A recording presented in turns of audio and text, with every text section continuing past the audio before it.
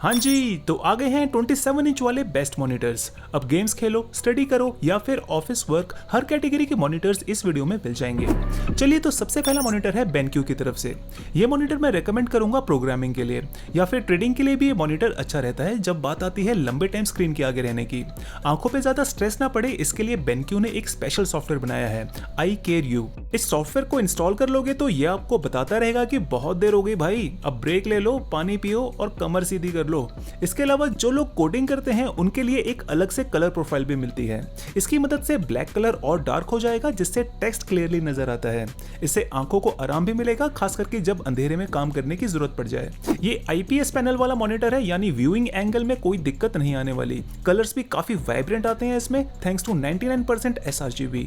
चलो, ये चीजें तो सभी में कॉमन है। बाकी 2 HDMI पोर्ट मिलेंगे और एक DP पोर्ट CPU को कनेक्ट करने के लिए, ये भी सही है। पर मॉनिटर का स्टैंड मुझे बेसिक सा लगा। टिल्ट कर सकते हैं पर हाइट एडजस्टमेंट नहीं कर पाओगे। इसके अलावा इनबिल्ट स्पीकर्स पे लगे हैं, पर क्वालिटी काम चलाऊ सी है। समझ लो जैसी आवाज फोन के स्पीकर से आती है ना, कुछ वैसी ही आएगी। पर ठीक है, 15,000 के हिसाब से बहुत कुछ दे रहे हैं। अब इसके बाद मैं लूंगा Samsung Viewfinity S7। फाइनली एक अच्छा अपग्रेड लेकर आए हैं सैमसंग इस सीरीज में, और उसमें भी ये मॉनिटर तो 4K रेजोल्यूशन का है। देखो, 20,000 के अंदर में ब्रांडेड 4K मॉनिटर मिलना मुश्किल है। ये भी महंगा लगता है तो S7 के बजाय S6 ले लेना, वो सस्ता मॉडल है। पर क्योंकि S7 4K मॉनिटर है तो पिक्सल्स भी ज्यादा मिलेंगे, और इसी वजह से तो इसको पिक किया है। इसमें पिक्चर ज्यादा शार्प दिखाई देती है, कलर्स भी ज्यादा रहते हैं और HDR10 का एडवांटेज भी है, जो BenQ में मिसिंग था। अच्छा, काफी लोग पूछते हैं वीडियो एडिटिंग के लिए कौन सा मॉनिटर बेस्ट रहेगा, तो यही तो है भाई आपके लिए। इनफैक्ट अगर 4K में मूवीज देखनी हो तो भी तो ये सही रहेगा ना। अब डिस्प्ले भले ही अच्छा है, लेकिन अगर कमी निकालूं तो एक तो इसके मेन्यू का डिजाइन मुझे पसंद नहीं आया। I mean, क्या है ये, पुराने जमाने के टीवी की तरह लग रहा है। फिर एक इसका सबसे बड़ा ड्रॉबैक कि इसमें सिंगल HDMI पोर्ट दिया है, यानी अगर कल को प्लेस्टेशन या गूगल टीवी लगा लिया तो फिर CPU कहां लगाएंगे। शुक्र है DP पोर्ट अवेलेबल है। और एक बात बोलूं, कम से कम अब तो DP पोर्ट पे शिफ्ट हो जाओ यार, क्योंकि DP का वीडियो ट्रांसमिशन हाई है और रिफ्रेश रेट भी हाई रहता है HDMI से।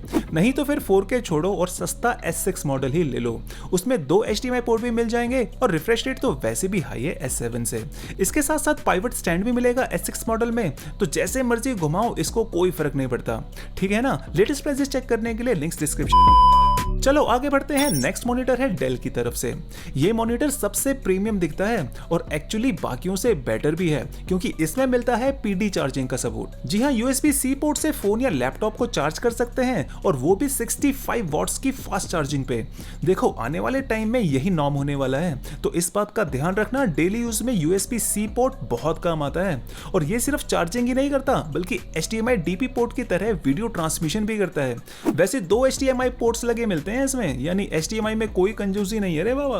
बाकी कॉमन फीचर्स सभी हैं, जैसे कि 100 हर्ट्ज का refresh rate, 99% sRGB colours, pivot stand, inbuilt speakers. अरे कुछ छोड़ा ही नहीं उन्होंने। तो अगर कुछ ना समझ में आ रहा हो ना, तो थोड़ा सा बजट बढ़ाओ और इसे बाय कर लो। अच्छा, एक चीज और, डेल की आफ्टर सेल सर्विस भी बेटर रहती है बाकियों से। लेकिन अगर बजट बढ़ा नहीं सकते तो डेल वाले फीचर्स आपको LG में भी मिल जाएंगे, सिर्फ 15,000 के अंदर में। बस कुछ कॉम्प्रोमाइज करने होंगे, जैसे कि USB-C पोर्ट तो दे रहे हैं, पर मैक्सिमम चार्जिंग स्पीड 15 वॉट्स की ही मिलेगी।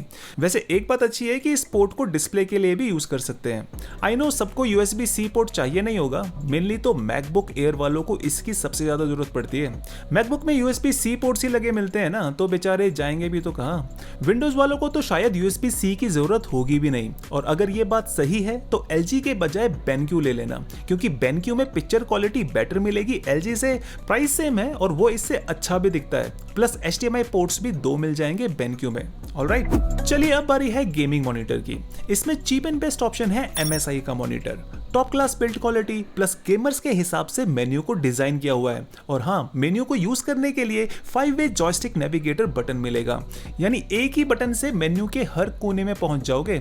लेकिन जो सबसे इंपॉर्टेंट चीज है वो है इसका डिस्प्ले पैनल। ये VA पैनल है, जो कि IPS से ज्यादा अच्छा रहता है। इसमें ब्लैक कलर एक्चुअली में ब्लैक नजर आता है। हाँ, थोड़े व्यूइंग एंगल्स खराब हो जाएंगे, लेकिन इससे गेम्स खेलते टाइम शेडोज प्रॉपर ब्लैक नजर आएगी। इसके अलावा ये कर्व डिस्प्ले वाला मॉनिटर है। अब ये भी बहुत जरूरी है गेमिंग के लिए क्योंकि इससे लेफ्ट राइट मुंडी घुमाने की जरूरत नहीं पड़ती ज्यादा। इस टाइप का VA panel monitor graphics designing के लिए भी ठीक रहता है क्योंकि ये हाई कॉन्ट्रास्ट वाले मॉनिटर्स होते हैं जिससे कलर एक्यूरेसी बेटर निकल के आती है। इसके अलावा 144 हर्ट्ज का रिफ्रेश रेट मिल जाएगा HDMI वायर के थ्रू, और अगर DP वायर बाय कर लेते हो तो 180 हर्ट्ज का रिफ्रेश रेट मिलेगा। ओवरऑल गेमिंग के लिए अच्छा मॉनिटर है अपने बजट में। तो ये है बेस्ट मॉनिटर्स अंडर 20 के। मैंने सिर्फ काम की बातें बताई जिससे आपको ज्यादा कंफ्यूजन ना हो, बाकी डिटेल में स्पेक्स तो आप परचेस करने से पहले देख ही लोगे। फिर भी कोई डाउट रह गया हो तो कमेंट करके पूछ लेना। इस वीडियो से कुछ भी हेल्प हुई हो तो लाइक जरूर करके जाना यार। Thank you so much for watching, bye bye.